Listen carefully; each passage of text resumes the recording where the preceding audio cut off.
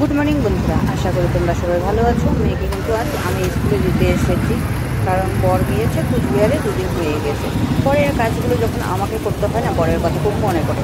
যেরকম বাজার করা, স্কুলে নিয়ে আসা, আর স্কুল টাইমটা এরকম জ্ঞানজাম থাকে না এখানে, অন্য সব গাড়িও তো চলে এদিক দিয়ে, আর পাশাপাশি দুটো স্কুল। তো ঘরে চলে আসলাম, আসার পরে নাকে মুখে জলটা ভরলাম, জল ভরে এক কি বলবো, ধুপি বাড়ির মতন আমার বর না সারপ্রাইজ রেখে গিয়েছিল আমার জন্য জামা কাপড়। সেসব জামা কাপড় ঘষতে ঘষতে আমার হাতের কি ছাল বাকলা চলে গিয়েছে। আর আগে খাবো, তারপরে যাবো ছাদে, কারণ এত রোদ্রু কি খিদে তো খুব পেয়েছে, যদি মাথা ঘুরিয়ে পড়ে যাই তার জন্য। আর তোমাদের আগেও বলেছি যে আমি সকালবেলা উঠলে পরে না খেয়ে বেশিক্ষণ থাকতে পারি না। আমাকে সারাদিন খাওয়া দেখ চাই না দেখ, কিন্তু আমার সকালের খাওয়াটা একদম ঠিক মতন লাগে। তার জন্য দুটো পরোটা আর চা নিয়ে বসে পড়লাম।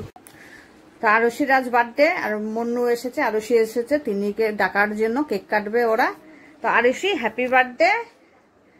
তো কুछ बोल, मेरे दोस्त लोग को बोल, कुछ बोलेगा? क्या बोले? आज मेरा दीदी का बर्थडे है। हाँ बोल बोल।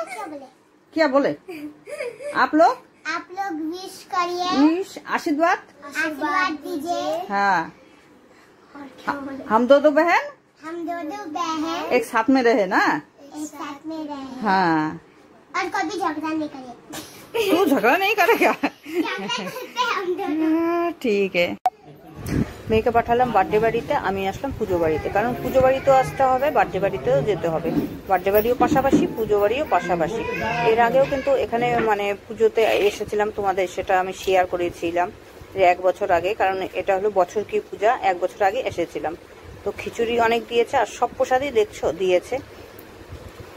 তো মেয়ে তো বার্থডে বাড়ি থেকে খেয়ে আসবে, কিন্তু এত খিচুড়ি আমিও খেতে পারবো না, ঢেকে রেখে দিলাম। এখন মেয়ে আসবে, তারপরে মেয়েকে বলি খাওয়ার জন্য একবার, তো পুজোর প্রসাদ। তো আজকের মতন ব্লগটা আমি এখানেই শেষ করলাম। তোমাদের যদি পছন্দ হয় অবশ্যই লাইক করবে, কমেন্ট করবে, শেয়ার করবে, সাবস্ক্রাইব করবে। Good night.